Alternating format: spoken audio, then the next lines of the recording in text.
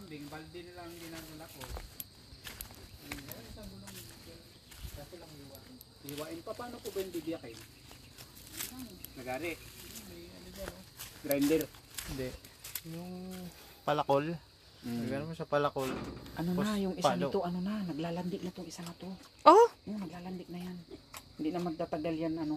mabubuntis na? Mabubuntis na. Parang tapang. Kaya lang po medyo naihid yung iba na yun kasi nga pinapabayaan ng ano. Medyo dun sa payat kanila. yun, no? Opo. Papatabain na lang yan. Patatabain na lang natin. Alin dyan yung lalaki? Ito po. Ah, okay. Yung Ito. Oo. Mataba. Opo, mataba. Ito, patatabain na lang. Patatabain. Yung isa lang naman ang medyo ano diyan. Hanggang ganong kalaki ang inilalaki ng ganyan, na native? Umabot po ng 40.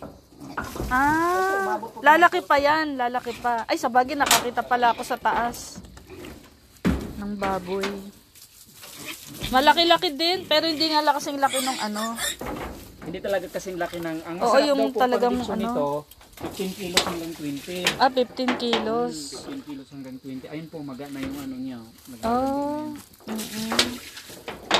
Talagang gusto nila sa putikan. Opo.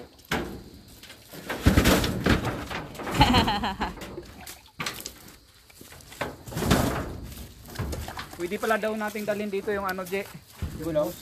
Ay, mas na ano. Oo, sa parang ano dyan. Yung middle. Tubig yun. Amo na siya, maamo na yung isa. Amo na yun, maamo na sa akin. Yung isa lang ang medyo mailap yung itim na yun.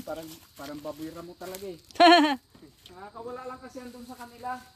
Ang pagkain nila dyan sa kubat-kubat na yan, dyan sa may taas natin. Sana, kulungin natin. Pwede po yan kuya. Para pre-ring siya. Oo. Sa kanila, ano ang ginagamit nila doon? Tawag doon, cyclone. Sabi ko kuya, yung kulungan namin doon, ano lang yun? Isang pirasong hero. Ay, itali mo. Baka makuwala, hindi mo na mahuli yan. Sabi niya, itali mo muna mga ilang araw kasi para umamo. Naubos na yung mga babuyan nila. Nakuha na. Ano po, inintay nila yung buyer nila kasi binibinta po nila lang laduhan. Ah, yung lahatan na. Ito po talagang natirang ano, alagain. Yung iba na ano na, mga malalaki na. Saka Ah. meron silang hinahin na may anak na sobrang liliit pa. Eh, nakakatakot naman bilhin yun dahil baka hindi pa mabuhay. Oh. Ito talagang mabubuhay na ito. Kapatid ito nung kay Buyit eh.